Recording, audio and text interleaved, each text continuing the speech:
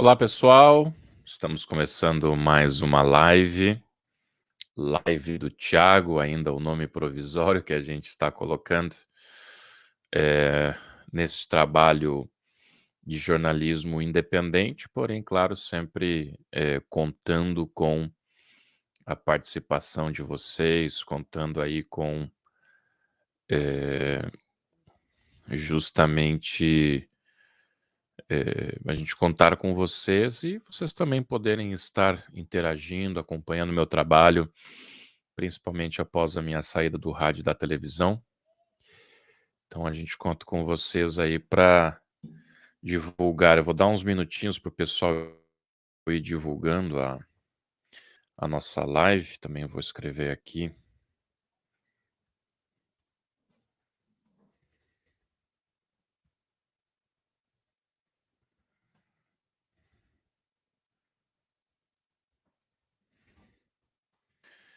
E aí a gente vai chamando as pessoas. Boa noite para você que está chegando. Hoje temos uma live importante. Vamos falar sobre o descondenado presidente da República que andou recebendo um ditador, né, com pompa e circunstância de Estado, o que realmente é deplorável, lamentável. Eu vou até Brasília, vou receber aqui na live lá de Brasília o Giuseppe Riesgo, que foi deputado estadual pelo Partido Novo, que hoje chefia o gabinete do melhor deputado federal do Brasil, que é o Marcel Van Hatten, né? Então, daqui a pouco eu vou recebê-lo aqui na minha live. Vamos esperar mais uns segundinhos aí para você ir chamando, né? Você tem aqui embaixo um botão de compartilhar, compartilha a live, manda no seu grupo de WhatsApp, manda no grupo de WhatsApp da família, de pessoas que você sabe que gostam do meu trabalho. Repito, vamos analisar as barbaridades que Lula vem cometendo na política externa, e o auge foi essa semana a recepção com pompa de Estado a um ditador facínora. E pior do que isso, ainda quis dizer que o que se fala da Venezuela é apenas uma narrativa, o que é um absurdo, e eu quero te convidar para a gente passar, claro, essa noite juntos. Eu vou começar a dar boa noite para algumas pessoas aqui, enquanto mais gente vai entrando. Maria José, boa noite, amigo. Boa noite, Maria. A Valéria Oliveira está com a gente também. Tem orado muito pelo Brasil. Você que professa alguma fé cristã, enfim, que Deus abençoe o nosso Brasil. As orações são muito importantes, realmente. Rubens Barbosa, boa noite, irmão. Boa noite. A Rejane Pedroso, boa noite, Tiago. Boa noite, Rejane. Temos também a Mary Jane Bordim Jacob. Temos aí a Nilza Santana de Castro, o Regis Madeira, também o Anderson, buenas, Thiago José Albrecht, também Carla Bahia, nojo do que está acontecendo no Brasil, realmente tem muita coisa ruim. Não sei se vocês viram hoje, nós vamos falar também que a Corregedoria da Justiça, do STJ, ao invés de investigar o juiz que passou trote num suposto réu, vai investigar o réu e os desembargadores, né? Então realmente e é isso aí, Carla. Ele devia estar na cadeia, assim como o Maduro, que é um narcoterrorista. Boa noite, Tiago. Boa noite, Yara. Valeu. Aliás, tem recompensa prometida pelos Estados Unidos para quem der informações, falar do paradeiro de Nicolás Maduro, porque ele é considerado um narcoterrorista. E a um narcoterrorista, Luiz Inácio estendeu o tapete verde com o nosso dinheiro e com o nome do nosso Brasil. Daniel Fraga, boa noite, Thiago. Estamos assistindo aqui. Obrigado pelo carinho conosco ali no shopping. Opa, grande Elaine e Daniel. Eu tive agora há pouco no Bourbon e eu fui comprar ali um presentinho que meu filho foi levar para uma festa de aniversário e conheci o Daniel e a Elaine. Eu que agradeço o carinho de vocês. Que bom ter vocês aqui assistindo junto com a gente. Então, hoje nós vamos falar do descondenado que recebeu um narcotraficante com honras de Estado. Vamos falar do STJ, da Corregedoria, que ao invés de corrigir um juiz que passa trote num réu, vai corrigir justamente os desembargadores e os juízes da Lava Jato. Realmente é esse o Brasil que temos. Cascavel, Paraná, um abraço. Eu sou de Palotina, ali do ladinho de Cascavel. Uma alegria. Adairton Coleman, ou Coleman, fora Lula, é isso aí, Wilson. Essa é a nossa bandeira. Aliás, domingo tem protesto no Parcão em Porto Alegre. Você que é de Porto Alegre, você que é da região metropolitana de Porto Alegre, vem para o Parcão, porque nós vamos para a rua, não sairemos da rua, para dar apoio à CPMI dos atos do dia 8, para dar apoio contra a cassação, prisão de deputados, de pessoas injustamente presas lá nos fatos lamentáveis do dia 8. Boa noite, a poupança vai bancar quem, hein? Quem controla e fiscaliza os fundos que tem dinheiro do trabalhador? Pois é. Tia Thiago, se isso é permitido aqui em nosso país, sacanagem ser inadmissível. Pois é o que está acontecendo. Tá aí o José, a Kelly. Oi, Kelly, tudo bem? Ela tá dando oi, obrigado pela tua participação. Jaqueline Lautert, a Kelly Avante Brasil. É isso aí. Optando por ter o programa nesse horário, embora o anterior ainda continue com bons comentaristas. Obrigado, Yara, pelo teu carinho. Sem dúvida nenhuma, né? Ela se refere ao Atualidades Pampa, da TV Pampa. É 3 vezes campeão como o melhor programa, mas estou aqui também. Eu não queria ter saído da TV, vocês sabem, foi uma opção da empresa, eu precisava sair do rádio. Mas estamos aí, né? Defendendo as nossas ideias, oferecendo os nossos comentários. Temos a Carla Bahia, não irei para as ruas, eu poderia ser uma das presas do Brasil, não deveria um senador nem um deputado lá para não perder mandatos, deveriam ir ao aeroporto, apavorado. Bom, eu respeito, mas acho que é o momento de seguirmos nas ruas, né? Eu vou para a rua, quem quiser fica em casa, não tem problema algum. A Denise, Kelly Aldim Gomes, o que será de todos nós, é verdade. Tá aí o meu grupo de apoiadores do WhatsApp, o meu colega, o Henrique, tá botando aqui para vocês aqui embaixo. Então você clica nesse link e vem pro meu WhatsApp.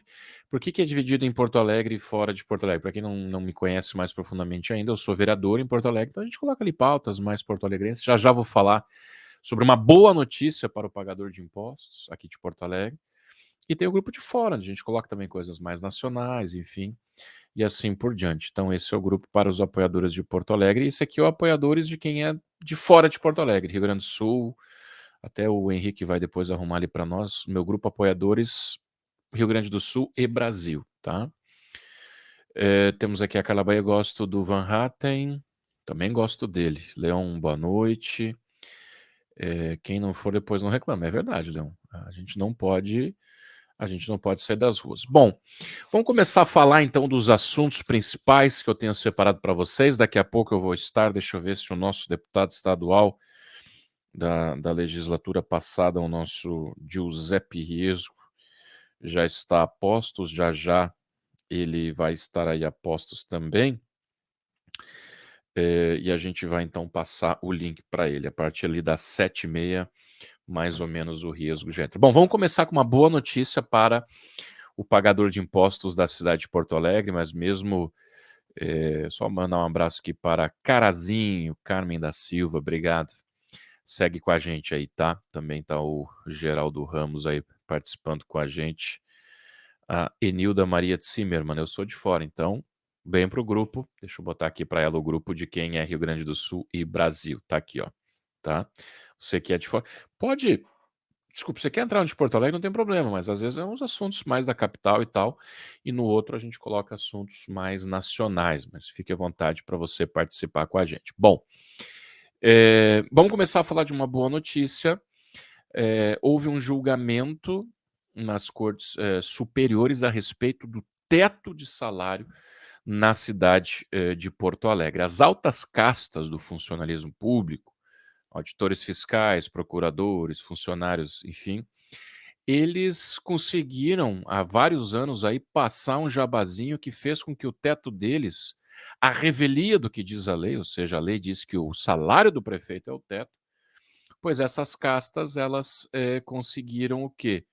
Lá em 2017, ganhar acima do teto, num teto, sabe-se lá da onde, não sei se era de juiz, de presidente da República, R$ 34 mil era o teto. Um escracho, um escárnio com o pagador de impostos, um absurdo total, né? E então, evidentemente, que entrou-se na justiça contra esse teto, porque o prefeito hoje ganha R$ 21.000 em Porto Alegre. É um salário baixo, é um salário alto? O orçamento de Porto Alegre é 10 bilhões de reais. Vamos pegar uma empresa com um orçamento de 10 bi, com X mil funcionários, uma capital, papapá. Bom, até posso discutir, tá? Até podemos discutir se R$ 21.000 para um prefeito de capital é pouco ou muito dinheiro. O vice ganha acho que uns 14 e os secretários municipais ganham por aí também, 12, 13 mil, tudo isso bruto, né? Descontado o imposto, cai um pouco esse valor. A gente pode discutir isso. Eu como vereador da cidade, eu não me furto, desde que, claro, o projeto se vem da mesa da Câmara, se vem do prefeito da cidade de Porto Alegre, desde que venha o quê? Desde que venha um projeto claro, com impacto de gastos, que venha um projeto dizendo: olha, o aumento do gasto público vai ser isso, isso, isso. E principalmente, aqui vem o meu ponto, eu quero que você preste bem atenção nisso que eu vou dizer. O problema é que as leis, inclusive, o governo tentou aprovar via mesa diretora essa semana, nas reuniões conjuntas da Câmara, das comissões, Justiça, Financeira e tal, quis aprovar um aumento para a próxima legislatura, para subir o teto e, claro, para encaixar as castas do funcionalismo. O grande problema é esse. O grande problema é que já se vai aumentar quem já ganha bem. Quem já ganha mais de R$ 20.000. Se está achando que ganha pouco, vai para a iniciativa privada. Por exemplo, quem é procurador do município, vai para a iniciativa privada. Se tem algum auditor fiscal que acha que ganhar 20, 25, 30 mil é pouco, vai para uma empresa privada. Faz como a maioria dos brasileiros, a maioria esmagadora dos brasileiros, que quando quer ganhar mais, vai para justamente a iniciativa privada. Então, o governo sofreu essa derrota. Eu diria que as castas do funcionalismo de Porto Alegre, que ganham na baba aí 30, sei lá quantos mil reais, perderam no plenário. Essa lei não passou nas comissões, ela volta para a discussão preliminar. E acho que foi o STJ que julgou que o teto é o salário do prefeito.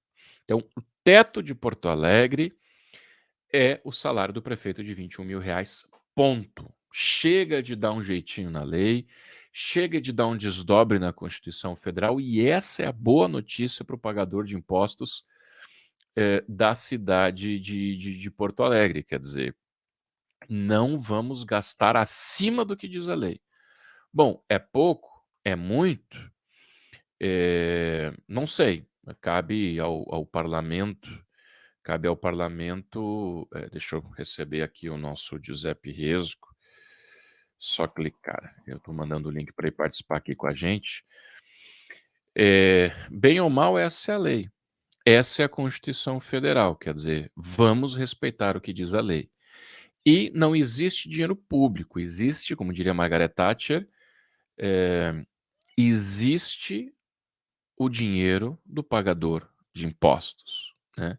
Então essa é uma vitória para a população de Porto Alegre. Caiu esse drible na lei, esse drible na Constituição, esse drible no parlamento porto-alegrense. Então não pode pagar acima do salário do prefeito, que é, enfim, o que acontece e é legislado pela Constituição Federal. E então essa é uma vitória, né? Você, porto-alegrense, que paga impostos, você que paga pesadas cargas tributárias, o seu dinheiro então passará novamente a ser respeitado, porque houve esse julgado e não pode pagar acima do teto. E a Câmara Municipal teve esse projeto de lei, que justamente tentou graçar, tentou ter êxito aí na sessão de ontem, e não. Nós barramos, porque é um projeto mal feito, um projeto que foi enviado sem impacto, sem cálculo de despesas, então não. Né? O Zema, que é do meu partido, aumentou o salário em Minas, o teto era muito baixo. Eu fui contra a modelagem que o Zema fez, não tenho problema nenhum em dizer isso. Ainda que, como falei, é muito baixo. O governador ganhava R$ 10.000 em Minas Gerais, bruto, líquido dava 7.000. Os secretários também tinham que pagar aqueles jetons, aquela coisa toda. Tudo bem, vamos discutir. Acho que a modelagem pegou mal, porque o Zema jogou muito lá para cima, porque estava defasado há uns trocentos anos. Então não tenho problema nenhum de falar sobre isso. Agora, não desse jeito. O Zema e o Leite, pelo menos, mostraram toda a base de cálculos, impacto, etc, etc.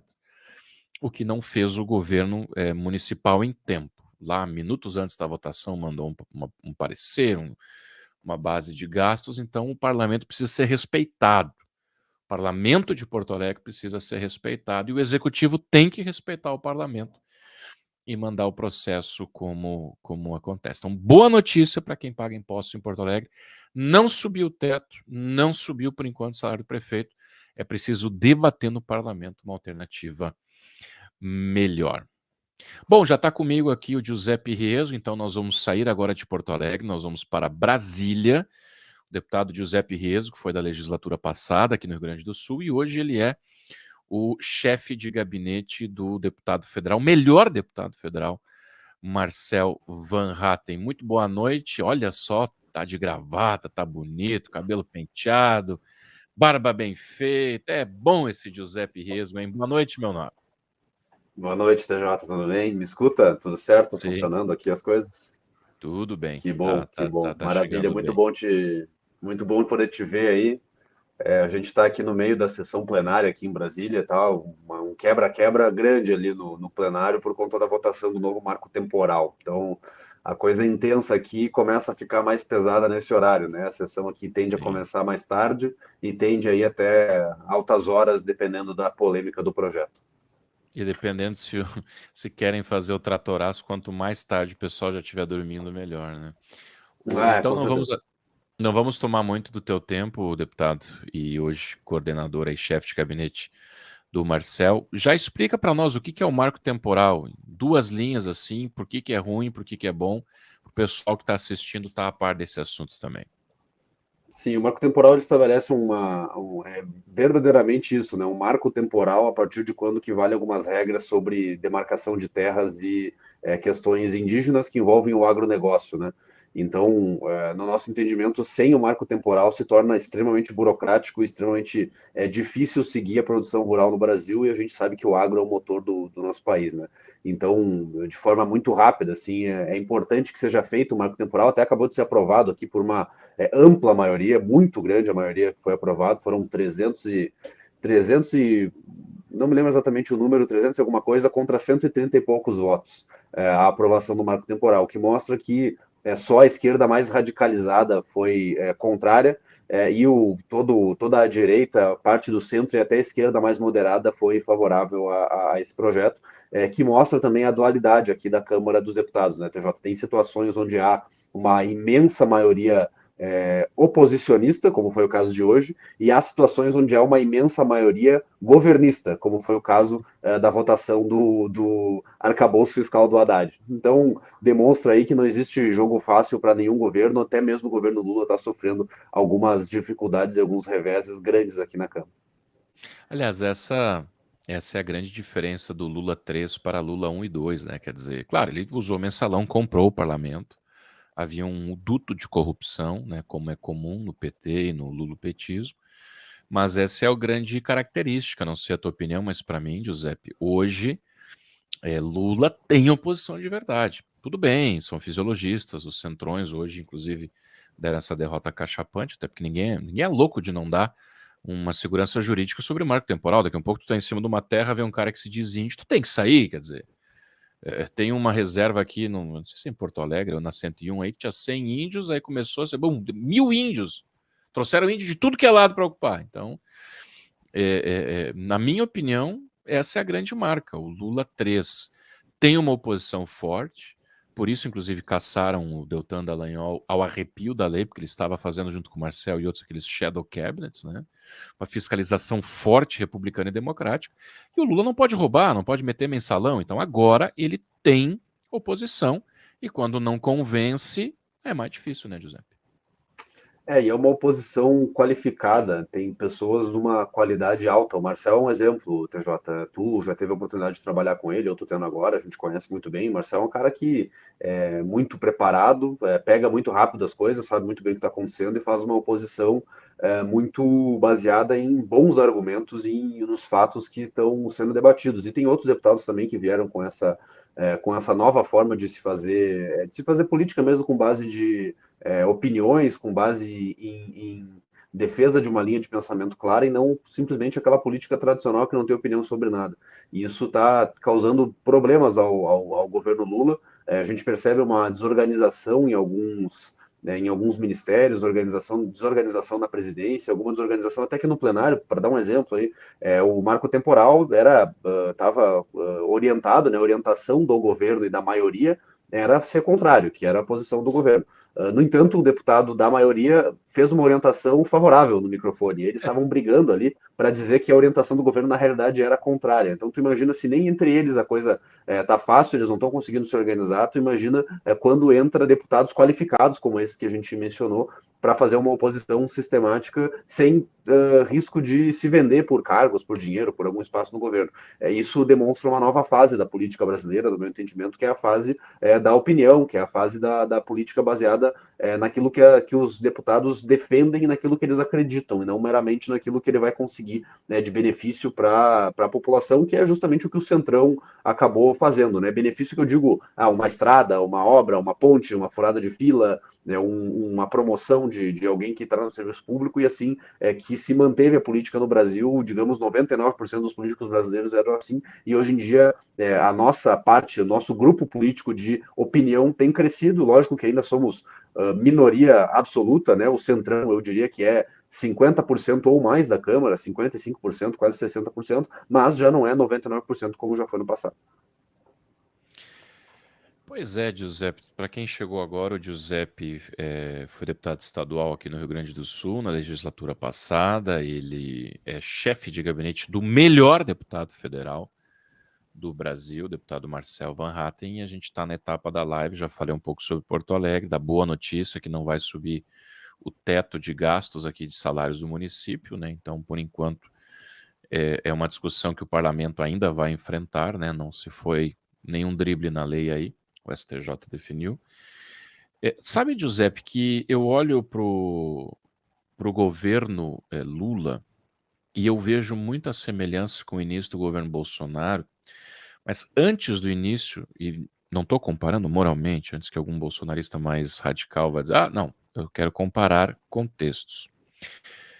A chapa do Bolsonaro foi uma chapa meio catada, meio ajuntada. Você tinha o Bolsonaro há 4 anos em pré-campanha, pegou o antipetismo e trouxe o general Mourão, que não era político. Ele tinha tido algumas manifestações lá quando a Dilma era presidente e tal. Aí se filiou no PRTB e pimba, tinha um vice que era o seguro anti-impeachment, militar, aquela coisa toda.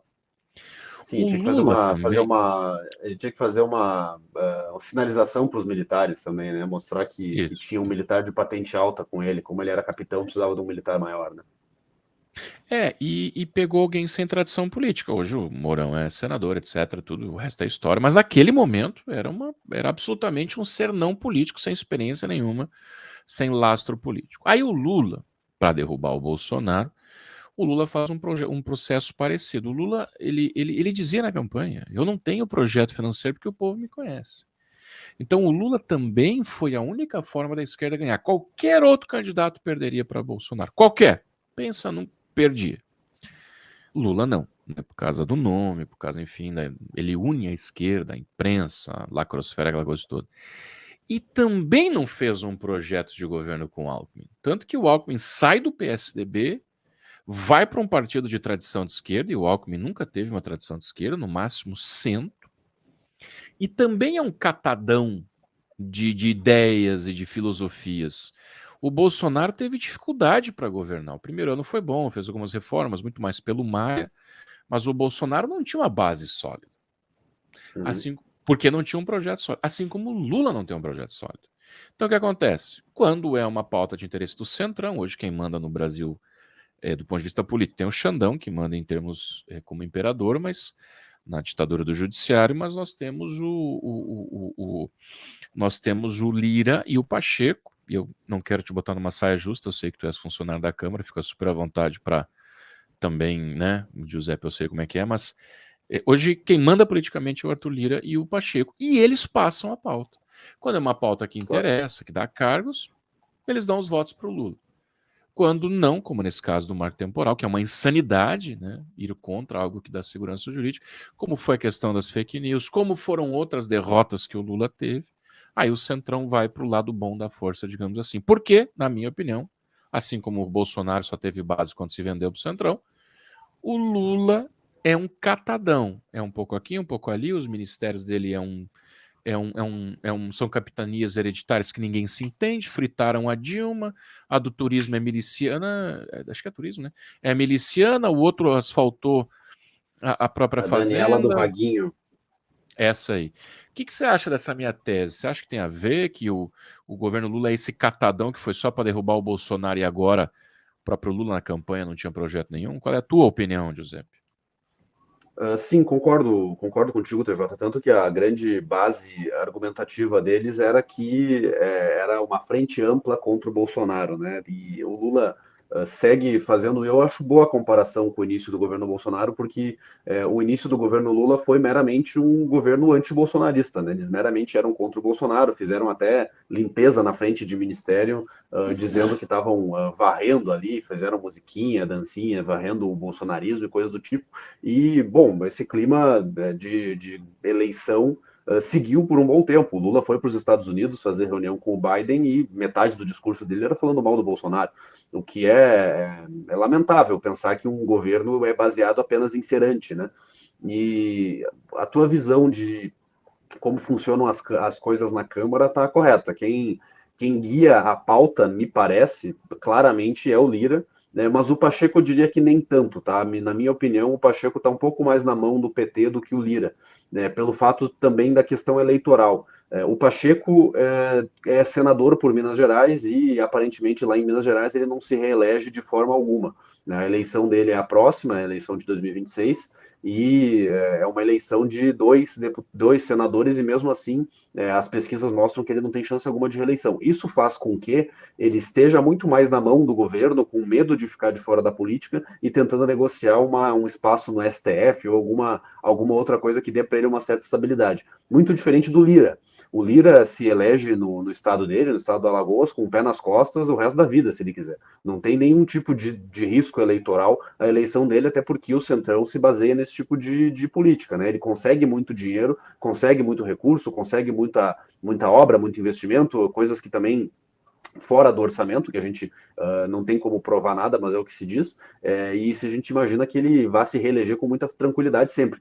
Isso dá para o Lira muito mais poder do que o Pacheco. E isso, na minha opinião, faz com que o Lira tenha muito mais tranquilidade de poder guiar a política pensando apenas nele do que o Rodrigo Pacheco lá dentro do Senado, e também sem contar que, como são 513 deputados, é um pouco mais fácil, digamos assim, de conseguir controlar grandes grupos, porque tu precisa controlar os líderes, né? Diferente do Senado, onde um voto vale muito mais. Então, cada senador ele tem um pouco mais de autonomia de poder dar a sua opinião e de dizer que o presidente está incorreto. É por isso que, na nossa visão, o Lira tem muito poder, sim, e vai seguir dando as cartas, e ele vai ficar nesse jogo de morde a sopra.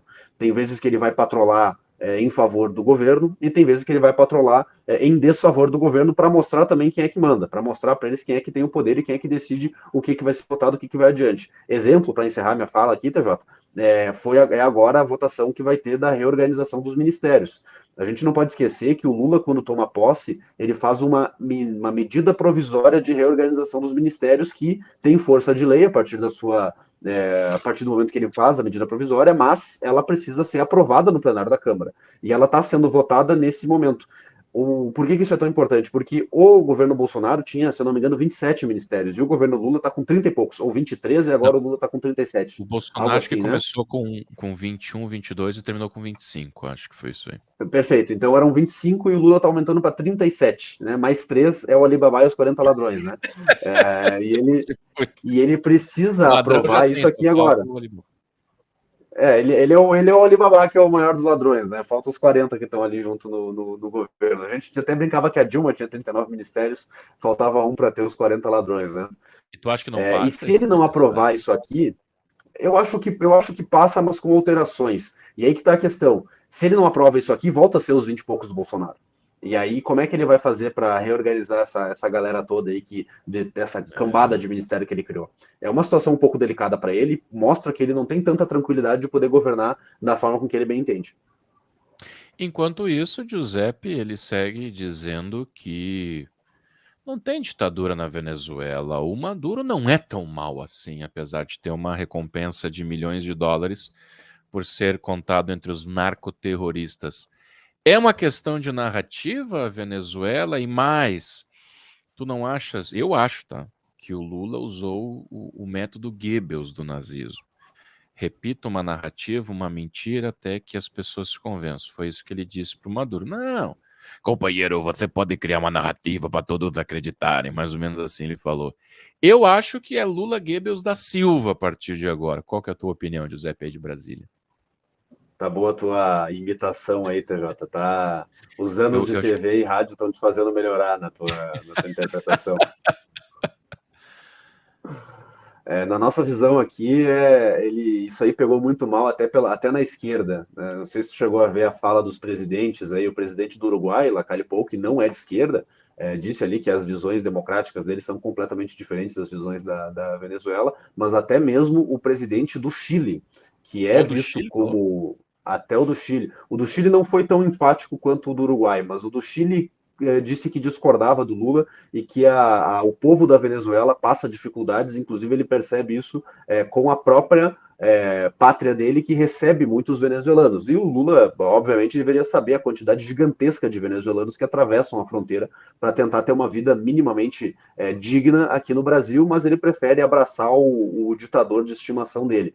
Nada que nos surpreenda, né, TJ? Mas o que me surpreendeu mesmo foi a fala de alguns líderes de esquerda, como o presidente do Chile, condenando a fala do Lula, o que mostra que talvez ele esteja preso ainda nas visões ideológicas de esquerda dos anos 2000, dos anos 90, enquanto a esquerda mais moderna, né, a esquerda mais bonitinha, mais limpinha, como é o presidente do Chile, esteja mostrando que até mesmo eles percebem o absurdo que é a ditadura venezuelana, a destruição institucional completa que a Venezuela passou, e também isso, obviamente, deve incluir também uma visão parecida com outros amigos do Lula, como, por exemplo, os irmãos Castro, que guiaram a política cubana com mão de ferro durante muitos anos, enquanto eram aplaudidos pelo Lula, querendo, né, o sonho dele talvez seja fazer a mesma coisa aqui no Brasil.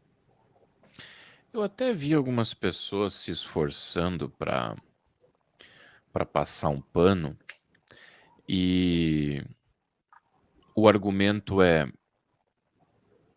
se o Brasil não ocupar esse espaço, a China vai ocupar. E seria importante, então, assim como o Brasil vende para a China, vende para os Emirados, para aqueles califas lá, para aqueles reis, ditadores, whatever, então que o Brasil não pode simplesmente virar as costas. O Lacage Pou, nessa fala que você disse, ele fala: olha, nós temos embaixador em Cuba e na Venezuela, até pelo respeito que nós temos pela população. Vamos dizer que essa tese é correta. Nem eu nem tu somos da questão internacional, o nosso Marcel aí é da CREDEM, né, da Comissão de Relações Exteriores, mas nós dois aqui não somos, digamos assim, especialistas em política externa. Mas vamos dizer que essa tese está certa. Agora, precisa receber com pompa e circunstância.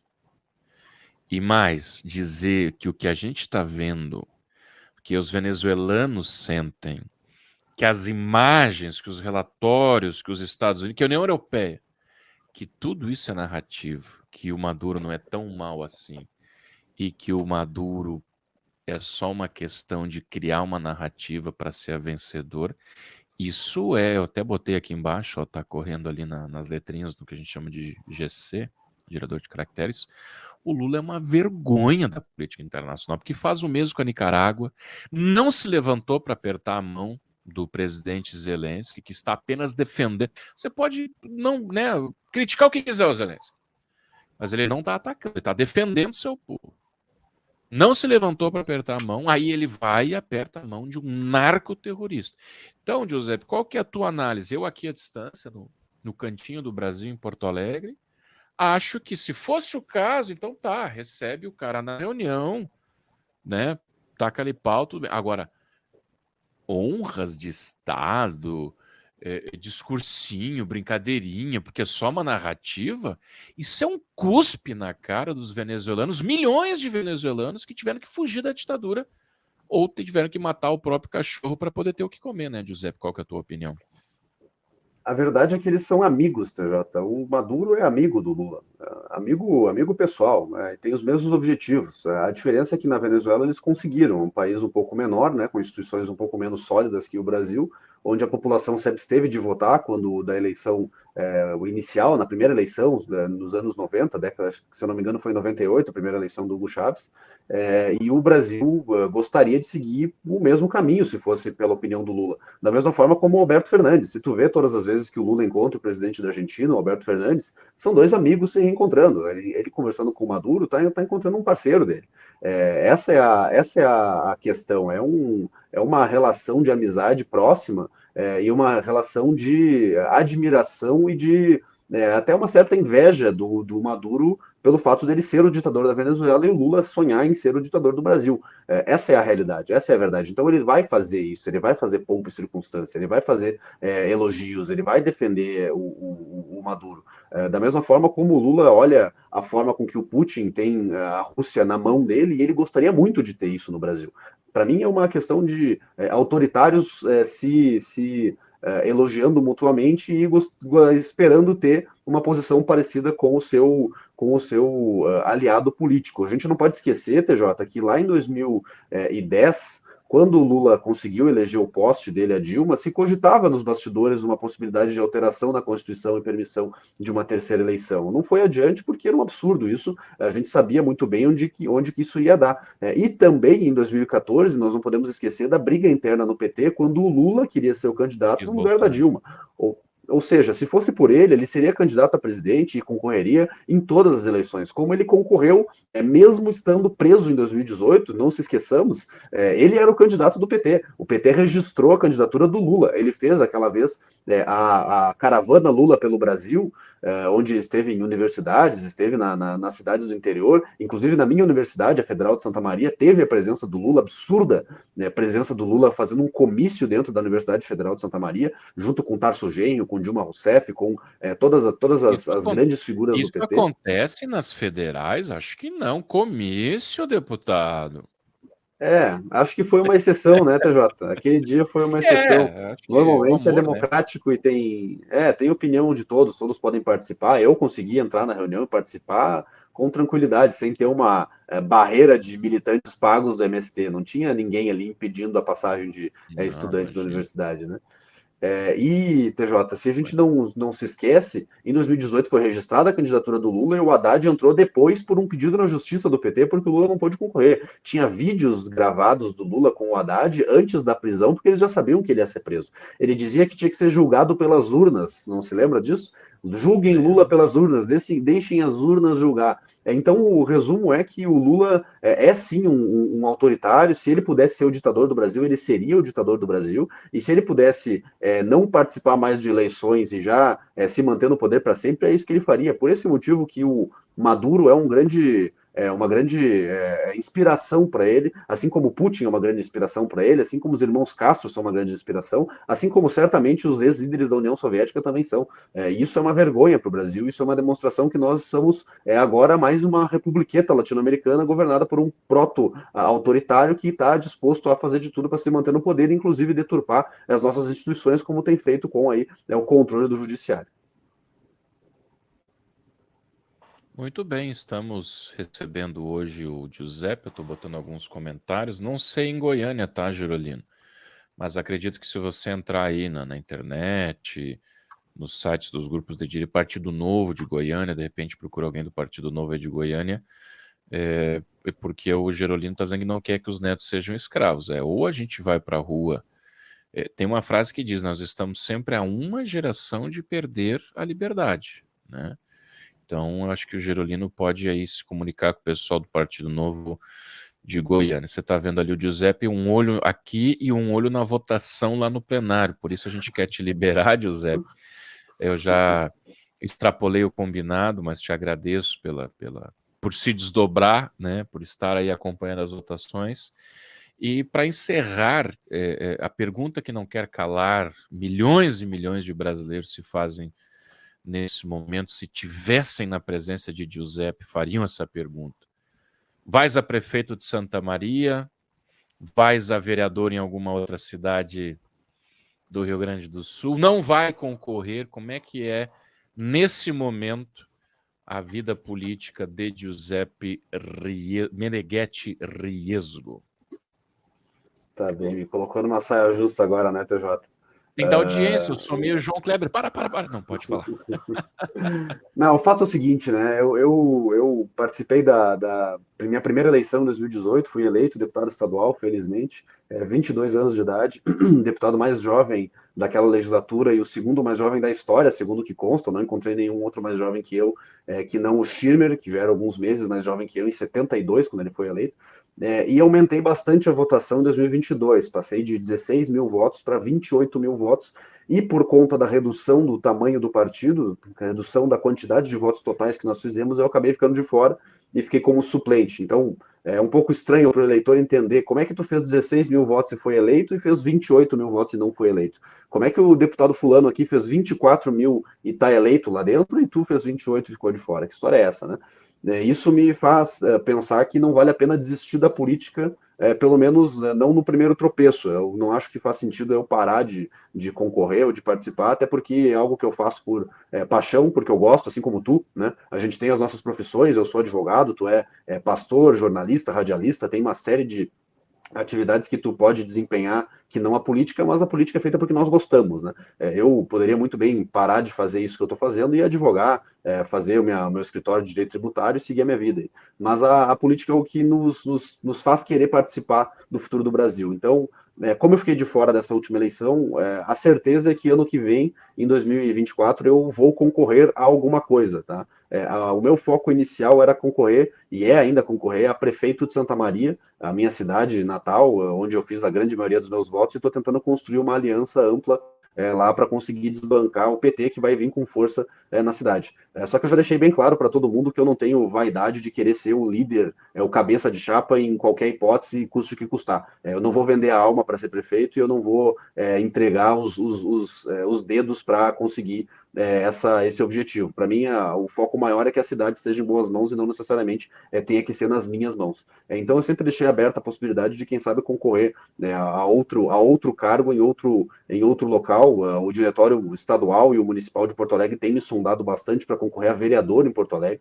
Eu confesso que não tinha pensado nessa hipótese, eu não tinha nunca nem cogitado isso, mas quando vieram atrás de mim me sugerir essa ideia, eu preferi deixar a porta aberta. Então, para te responder sem te responder, como um bom político que agora eu estou fazendo o papel, não tenho como te dizer exatamente o que vai acontecer ano que vem, mas o fato é que eu estarei nas urnas ano que vem, de uma forma ou de outra, visando o objetivo maior aí de 2026, voltar a ser deputado, só que dessa vez deputado federal, e caso, lógico, me eleger prefeito de Santa Maria, aí seguiria como prefeito da minha cidade, que eu nasci, que eu me criei, que eu vivi minha vida inteira, e gostaria muito de poder contribuir, se não agora como prefeito, mas quem sabe, se não der certo agora, no futuro, porque eu tenho 27 anos, né, TJ, não tenho pressa para ser prefeito, o atual prefeito tem 50 e poucos, o outro candidato tem 60 e poucos, eu seria 40 anos mais jovem do que o meu adversário na prefeitura, e isso mostra que eu não tenho pressa para poder chegar lá, mas o importante é estar preparado para conseguir fazer um bom trabalho.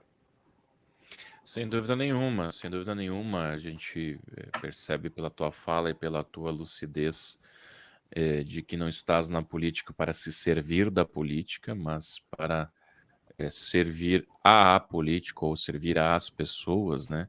Obrigado, Giuseppe. Deixa a tua rede social principal aí para a galera te acompanhar, especialmente quem é de Santa Maria, mas também quem é de Porto Alegre, do Brasil todo, né? O cara é chefe de gabinete do Marcel Van Hatten, o melhor deputado federal. E já te agradecendo por estar com a gente. Eu sei que você está no meio da sessão aí, mas deu uma paradinha para Sim. falar com os meus espectadores aqui. Não, maravilha, eu que te agradeço, TJ, o convite. Eu também vou começar a fazer uma série de lives. Acho que eu vou pegar algum horário semanal aí e fincar o meu horário da live também para poder comentar o que está acontecendo aqui. Vou te convidar certamente para participar. Acho que as suas contribuições são muito boas. Tu é um cara que acompanha a política municipal, estadual e nacional, sabe muito bem o que está acontecendo. É um ótimo comunicador, não à toa. Era até agora há pouco estava na Rede Pampa. E vai seguir sendo um ótimo comunicador, certamente. Acho que os pastores todos de igreja, eles têm que ter uma capacidade, né, de comunicação, e tu tem certamente essa capacidade. A minha rede social, o TJ, não tenho muita criatividade, eu botei tudo a mesma coisa, tudo é @Giuseppe Riesgo. O meu nome já é difícil o suficiente, eu não preciso deixar mais difícil aí para as pessoas me encontrarem. No Instagram, Facebook, TikTok, Twitter, todas as redes sociais aí, LinkedIn, todas elas é @Giuseppe Riesgo. No YouTube também, Giuseppe Riesgo, e estou tentando abastecer elas o máximo possível com o que acontece aqui na política de Brasília, né, e dando as minhas opiniões aí sobre assuntos do momento, e também assuntos que me interessam bastante, como, por exemplo, o direito tributário. Né? Hoje mesmo eu estava comentando de um aumento de impostos disfarçado que o governo Lula está fazendo, e isso vai impactar fortemente as empresas do lucro real, e isso gera um efeito cascata para todos os consumidores pagando mais caro nos seus produtos, e no fim das contas a gente pagando a conta de um governo que gasta demais. É isso, TJ. Obrigado aí pela Perfeito. oportunidade. Vou seguir aqui a sessão e vou seguir acompanhando tua live aí, canto de ouvido aí, enquanto eu boto a outra orelha aqui na sessão para ver o que está acontecendo. Valeu, Giuseppe, deputado estadual pelo Novo na legislatura passada, hoje chefe de gabinete do Marcel Van Hatten. Obrigado, Deus te abençoe e até uma próxima. Valeu, tchau, tchau. Beleza, obrigado ao Giuseppe Riesgo, que esteve com a gente. Vai voltar agora a acompanhar aí a sessão plenária, né, da Câmara dos Deputados. Repito, ele é deputado, ele é chefe de gabinete, né, do nosso Marcel Van Hatten. Então, justamente, ele está lá com um olho no gato e outro no queijo, né?